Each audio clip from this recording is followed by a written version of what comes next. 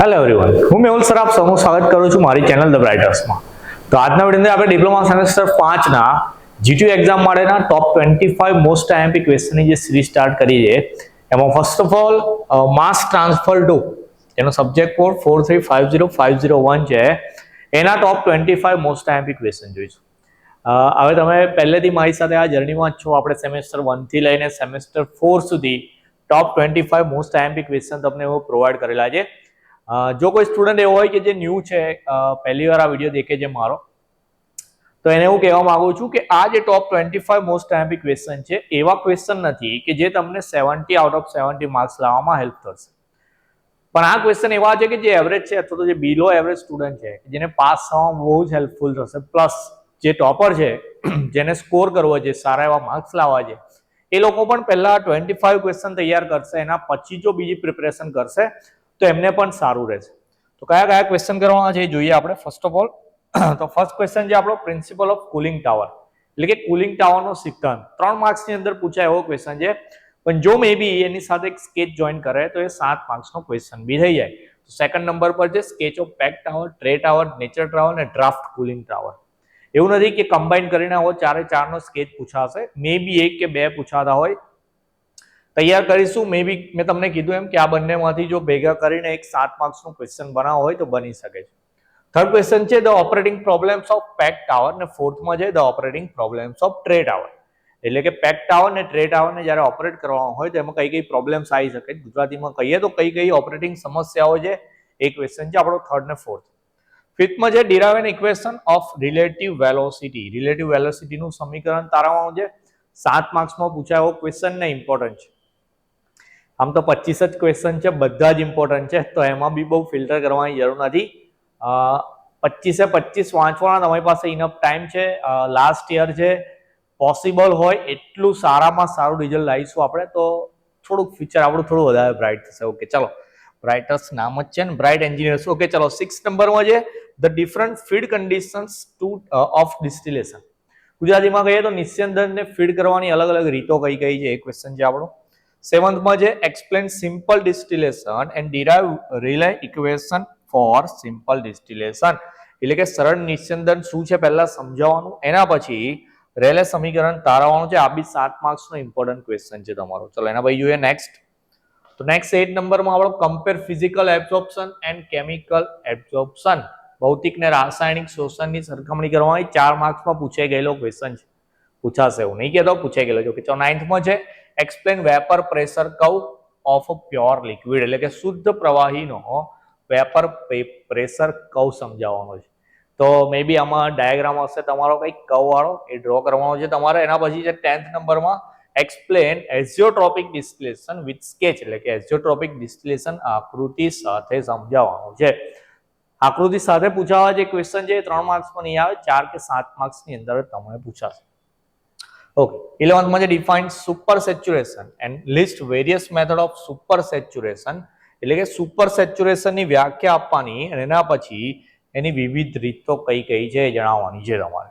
Okay, ચલો એના પછી 12th નંબરમાં છે step wise procedure for obtaining theoretical trays by McCabe Thiele method. Okay, ચલો, મેકેબ ને થિયલ મેથડ દ્વારા સૈદ્ધાંતિક ટ્રે મેળવવા માટેના પગલાવાર પ્રક્રિયા દર્શાવવાની છે. એટલે કે સ્ટેપ વાઇઝ પ્રોસિજર આજે બે સાયન્ટિસ્ટ છે, મેકેબ અને થિયલે. ઓકે, ચલો, તો એને કેવી રીતે સ્ટેપ વાઇઝ પ્રોસેસ છે એ આપણે એક્સપ્લેન કરવાની છે.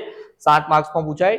13 નો ક્વેશ્ચન 3 કે 4 માર્ક્સમાં આવ્યો છે appropriate criteria of solvent for gas absorption. Gas શોષણ માટે જે દ્રાવક વાપરવાનું છે એ દ્રાવકની પસંદગી કઈ રીતે કરવાની, એ દ્રાવકની અંદર કઈ કઈ ક્વોલિટી હોવી જોઈએ. એના પછી 14th છે એક્સપ્લેન મેર સુપર સેચ્યુરેશન થિયરી. 4 માર્ક્સની અંદર પૂછાય, મોસ્ટ આઈએમપી પૂછાઈ ગયેલો છે એવું કહું તો બી ચાલે. 15th છે illustrate construction and working of spray pond. એટલે કે સ્પ્રે તળાવનું બાંધકામ અને કાર્ય સમજાવવું છે. 7 માર્કમાં પૂછાય. મને તો ખ્યાલ નહીં, પણ જો મે બી તમને નાનો એવો સ્કેચ આપેલો હોય તો સ્કેચ બી તૈયાર કરવાનો, આપણે ડ્રો કરવાનો રહેશે. 16th ખાલી સ્કેચ કરવાનું છે. Outline the sketch of Swenson Walker crystallizer. Swenson વોકરનું ક્રિસ્ટલાઇઝેશન છે એની ખાલી આકૃતિ કરવાની છે, કશું લખવાનું છે નહીં. 17th છે the concept of constant temperature vapour liquid ઇક્વિલિબ્રિયા.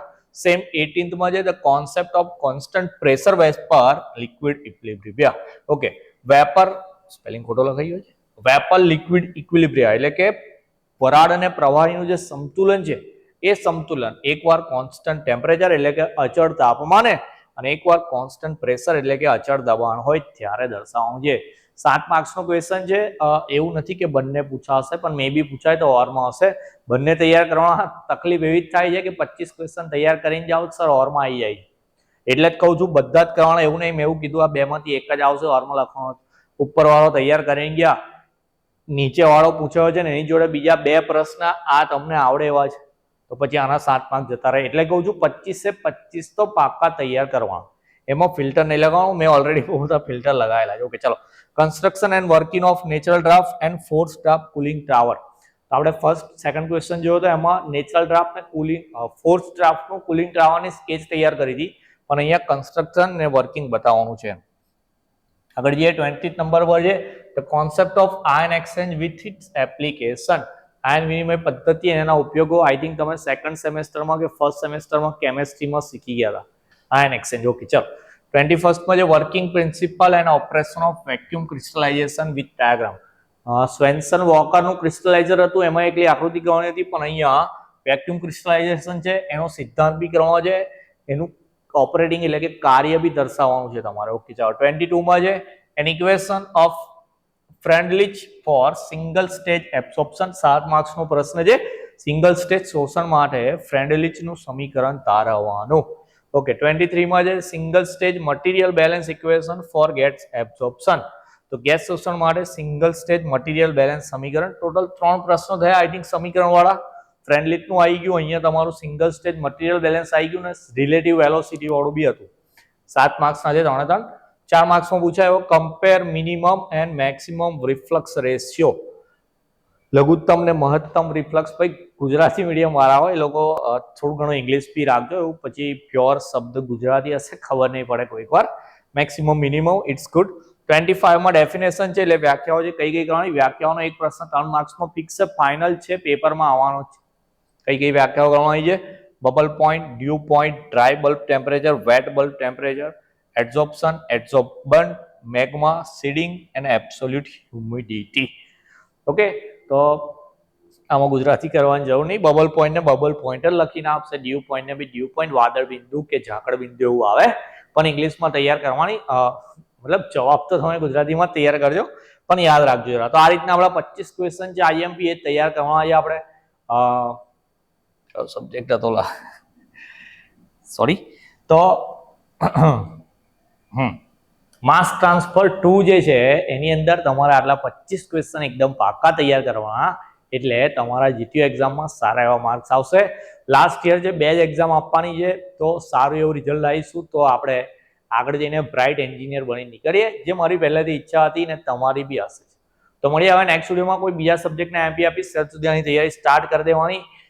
Comment તો ઢગલો આવવાની ચેક સર આનો બનાવો, આનો વિડીયો બનાવો, પણ તમારી પાસે જેનો વિડીયો આવી જાય છે એની તૈયારી સ્ટાર્ટ કરવાની. હું મારી તૈયારી કરું જ છું, કામ કરું જ છું, તો વિડીયો તમારા ડેલી હવે આવતા રહેશે. તો મળીએ હવે નેક્સ્ટ વિડીયોમાં. ત્યાં સુધી તમારું ધ્યાન રાખવાનું. જય હિન્દ, જય ભારત.